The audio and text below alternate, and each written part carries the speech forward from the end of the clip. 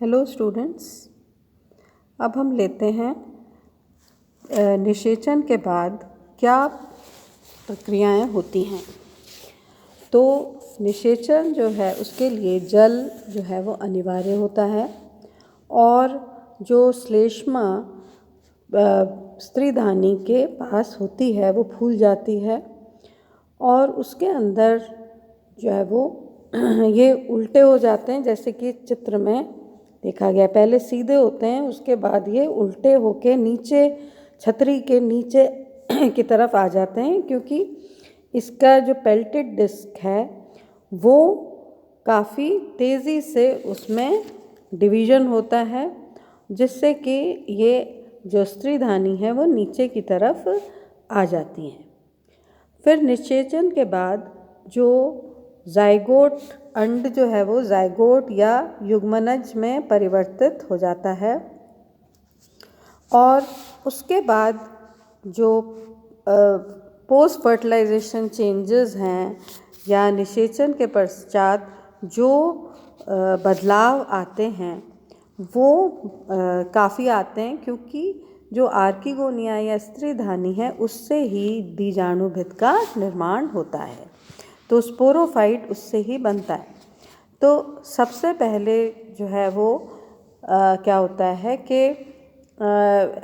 एक तो मैंने बताया कि नीचे की तरफ आ जाते हैं आर्किगोनिया। उसके बाद जो वेंटर जो है उसकी वॉल होती है, उसकी जो भित्ति होती है वो डिवाइड कर लेती है और 3 लेयर का कैलेप्ट्रा बनाती है, जिसको कहते हैं आच्छद गोपक। तो उसका निर्माण होता है। उसके बाद जो वेंटर जो है उसमें बेस ऑफ वेंटर जो है उसके अंदर कुछ डिविजन्स होते हैं, जिससे कि एक कॉलर जैसे संरचना बनती है जो कि बेस पे बनती है, यानी कि जो स्त्रीधानी है उसके बेस पर आधार पर बनती है। उसको हम पेरीगाइनियम कहते हैं या परिस्त्रीधानी।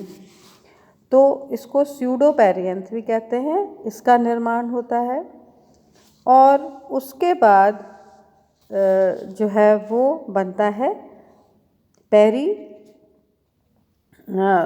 एक सेल थिक जो आर्किगोनियल पूरी जितने भी स्त्रीधानियाँ होती हैं उन सब के चारों तरफ भी एक आच्छादन बनता है या इन्वॉल्यूकर बनता है, जिसको पेरिकिटियम भी कहते हैं। तो ये जो पेरिकिटियम है ये स्पोरोगोनियम जो है उसका ही हिस्सा होता है, उससे ही बनता है। तो ये द्विगुणित होता है। अब इसके बाद जो भी डिविजन्स होते हैं ये स्पोरोफाइट में डेवलपमेंट में होते हैं, यानी कि स्त्रीधानी के अंदर जो अंड है वो युग्मनज में परिवर्तित हो चुका है। अब उससे जितनी भी कोशिकाएं बनती हैं वो सब द्विगुणित ही बनती हैं। तो इसमें सबसे पहले जो है वो आर्किगोनिया की जो लंबी नेक होती है वो जो है वो बंद हो जाती है। केवल अंदर का जो कोशिकाएं हैं वो ही डिवाइड करती हैं। तो इसमें सबसे पहले जो जाइगोट है वो काफ़ी बड़ा आकार ले लेता है, उसमें फूड डेवलपमेंट हो जाता है काफ़ी, तो बड़ा आकार का हो जाता है और उसके बाद वो 2 सेल्स में डिवाइड करता है, एपीबेसल सेल और हाइपोबेसल सेल। उसके बाद फिर एट राइट एंगल्स एक और डिवीज़न होता है जिससे 4 सेल्स बन जाती हैं, तो क्वाड्रेंट स्टेज कहलाती है। क्वाड्रेंट का मतलब है 4 सेल्स। तो एपीबेसल सेल जो होती है वो तो कैप्सूल बनाती है और हाइपोबेसल सेल जो है वो फुट और सीटा बनाती है। अब कैप्सूल जो है उसमें कैप्सूल में उसके बाद जो एपीबेसल सेल है उसके अंदर एक्सोस्कोपिक जो है उसका डिवीज़न माना जाता है। और इसमें उसके बाद फिर ये ऑक्टेंट स्टेज में परिवर्तित हो जाता है।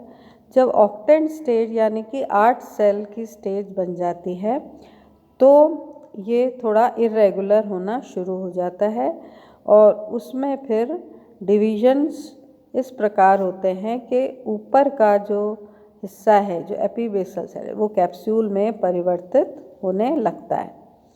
तो जो कैप्सूल है उसके अंदर बाहरी पेरिक्लाइनल डिवीज़न होता है जिससे कि एम्फीथीसियम बनता है और अंदर की तरफ एंडोथीसियम बनता है। तो एंडोथीसियम जो है एम्फीथीसियम तो एक सिंगल लेयर का होता है, जबकि अंदर का जो एंडोथीसियम है वो मल्टी लेयर्ड होता है। और एंडोथीसियम में भी एंटीक्लाइनल डिवीजन्स होते हैं जिससे कि एक बाहर की तरफ स्टेराइल जैकेट या कैप्सूल वॉल का निर्माण होता है। तो और उसके बाद अंदर जो है वो आर्कीस्पोरियम बनता है। आर्कीस्पोरियम जो है वो फर्टाइल टिश्यू कहलाता है। अब आर्कीस्पोरियम जो सेल्स हैं अंदर की तरफ एंडोथीसियम की, वो स्पोरोजीनस सेल्स डिवाइड करके बनाती हैं। स्पोरोजीनस सेल्स जो है वो बहुत सारी बन जाती हैं और उनमें से आधी जो स्पोरोजीनस सेल्स हैं वो इलेटर मदर सेल्स में परिवर्तित हो जाती हैं। तो इसमें इलेटर भी पाए जाते हैं और बाकी की जो कोशिकाएं हैं वो डिवाइड करती हैं और उसके बाद जो स्पोरोजीनस टिश्यू से स्पोर मदर सेल्स में परिवर्तित हो जाती हैं। अब ये जो स्पोर मदर सेल्स हैं इनमें अब मियोसिस होता है या अर्धसूत्री विभाजन होता है जिससे कि ये 4 कोशिकाएं बनाती हैं और ये जो 4 कोशिकाएं हैं वो स्पोर्स में परिवर्तित हो जाती हैं। तो ये जो स्पोर्स हैं ये क्या होते हैं, ये स्पोर्स जो हैं वो हैप्लॉइड हुए क्योंकि ये अर्धसूत्री विभाजन से बनते हैं। और जो नीचे की हाइपोबेसल जो कोशिकाएं हैं वो फुट और सीटा बनाती हैं, जैसे इस चित्र में दिखाई दे रहा है। जैसे ये देखिए, ये जो है ये तो इसकी ये फुट है और ये सीटा है और ये जो है ये कैप्सूल है जिसके अंदर स्पोर्स बन रहे हैं।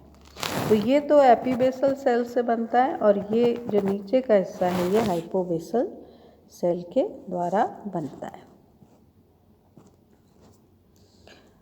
अब मैच्योर स्पोरोगोनियम हम देखें तो स्पोरोगोनियम जो है उसमें एक तो 3 पार्ट्स में डिवाइडेड है, फुट, सीटा और कैप्सूल। फुट जो है वो बल्ब के आकार का होता है, गोल, मल्टीसेलुलर और पेरेनकाइमेटस सेल से बना होता है और ये एब्जॉर्ब करता है न्यूट्रिशन, पानी, जो भी स्पोर्स को चाहिए वो इसके द्वारा मिलता है। सीटा जो है वो फुट और कैप्सूल को कनेक्शन है और इसमें भी बहुत सारे डिविजन्स होते हैं जिससे कि, और ये जो है इसका रोल ये होता है कि ये कैप्सूल को थोड़ा बाहर की तरफ पुश करता है जिससे जो है वो 3 प्रोटेक्टिव लेयर्स इसकी होती हैं जैसे कैलेप्ट्रा, पेरिगाइनियम और पेरिकेटियम, है ना। तो ये भी इससे ही निकलती है, सीटा से। उसके बाद कैप्सूल जो है वो ओवल शेप की है, सिंगल लेयर्ड है और इसमें तो इसलिए ये सारे जितने भी स्पोरोगोनियम के पार्ट्स हैं, फुट, सीटा, कैप्सूल, ये सारे ही द्विगुणित हैं ना। तो इसमें करीब हर एक कैप्सूल में करीब